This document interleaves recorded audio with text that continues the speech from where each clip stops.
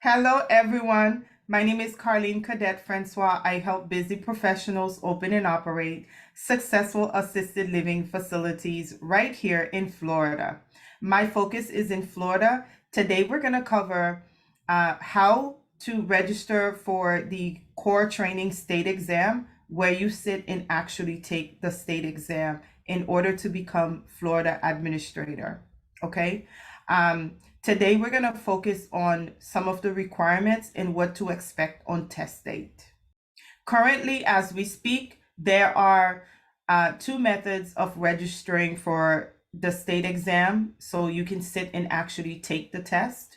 You can choose to do it online, which is the easiest way, and we're going to walk you through on how to do that in a little bit. Or you can choose to send in an application by mail. The application is a paper application that you can download from the website.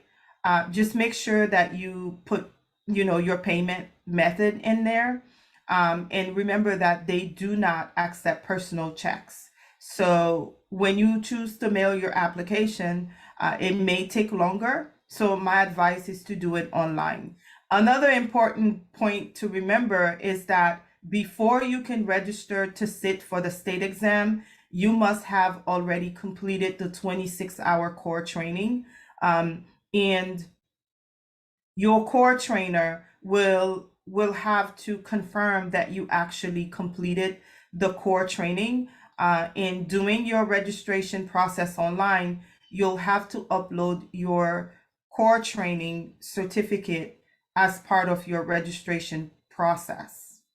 Once the McDonald's Institute reach out to your core trainer, they have to confirm the fact that you actually completed their training within 6 days of your exam date. So it is very important that you complete the application on the timely manner and make sure that everyone have enough time, including your core trainer who might be busy, to respond to the McDonald's Institute inquiries about the fact that you actually completed their core training. Also, just remember, in order to reschedule, you must show that there is legitimate factors that you had to reschedule. Currently, they're asking for a doctor's note or documentation that there was some type of emergency that you had to reschedule.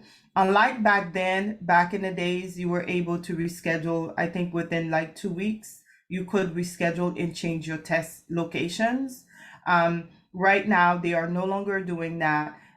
You have to be able to show that there is some type of reason, and it has to have documentation showing doctor's notes, or that you had an emergency and the reasons why you must reschedule or change your test date or to change your test location. Any changes to your registration, you have to show that doctor's note or documentation that you had an emergency.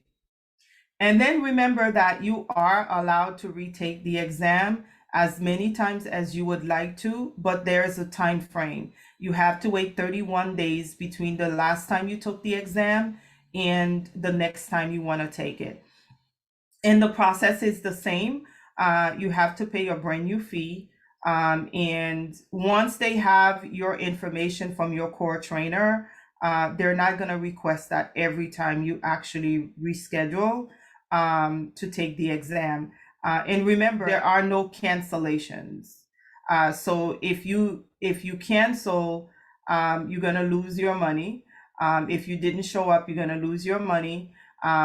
But if you have an emergency and you have the documentation, or if you have doctor's notes stating that you can't sit for the exam for whatever reasons, they will work with you. But they're no longer just allowing people to cancel, changing test dates and all of that stuff without proper documentation. So you manage to schedule your exam. They have confirmation from your core trainer that you actually completed the exam, you submitted your payment, and now you're going to receive a confirmation email with your test dates and your location. I highly recommend that you print that out.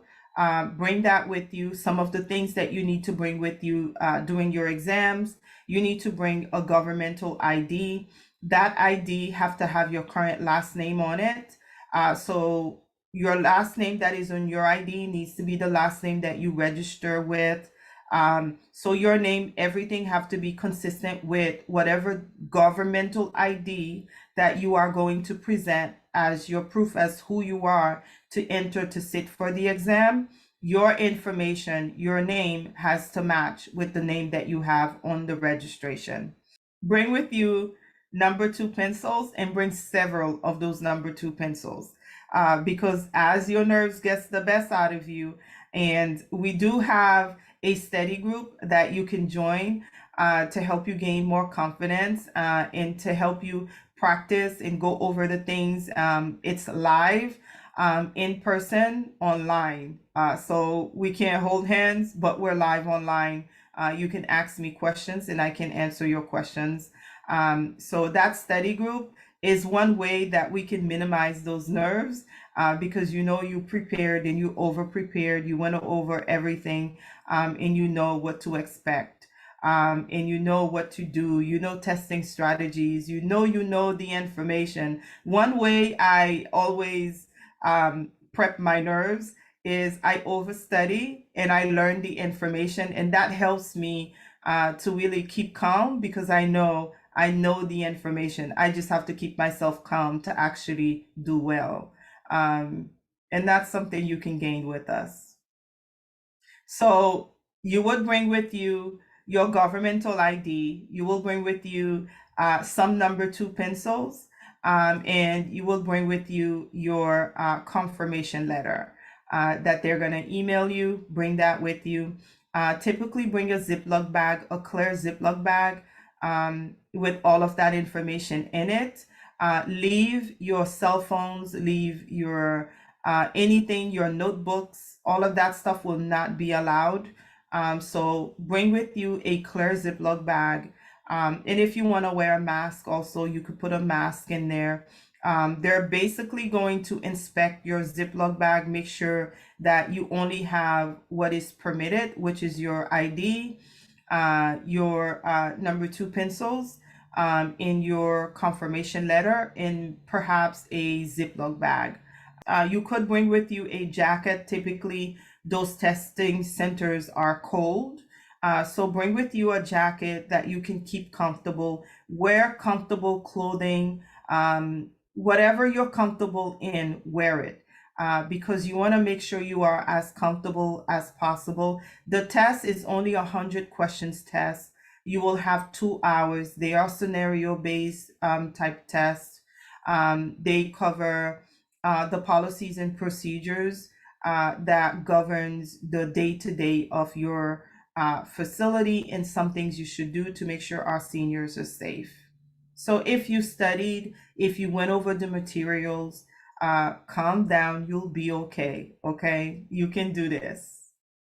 And do remember, you only need 75% to pass. So most people don't pass because of their nerves, not because they don't know the information.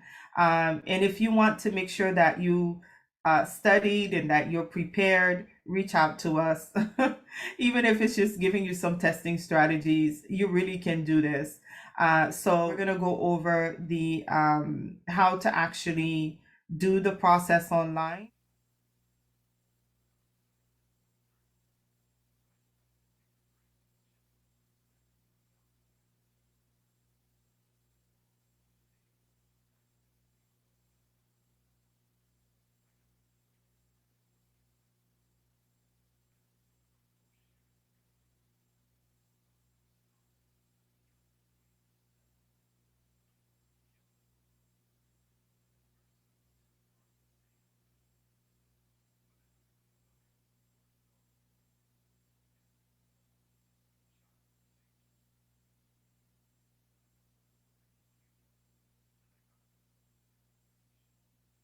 And of course, we're not going to submit it because we're not actually registering for the exam, so we can't submit it. Okay, I hope this video helps. If you have any questions, please reach out to us. We do have a community that we put together in our Facebook group. Check out the links below. Um, don't be on this boat by yourself. Don't be on the island by yourself. If you find this video helpful, please consider to like and subscribe. It really do help. And I look forward to hearing from you. I look forward to hearing, what you thought about the test. How did you control your nerves? I look forward to celebrating with you. And if you didn't happen to pass, don't feel bad. Most people don't pass the first time because their nerves get the best out of them. And you can do this. Just don't give up and stay focused. And if we can assist you in any way, please reach out. Talk to you soon. Bye.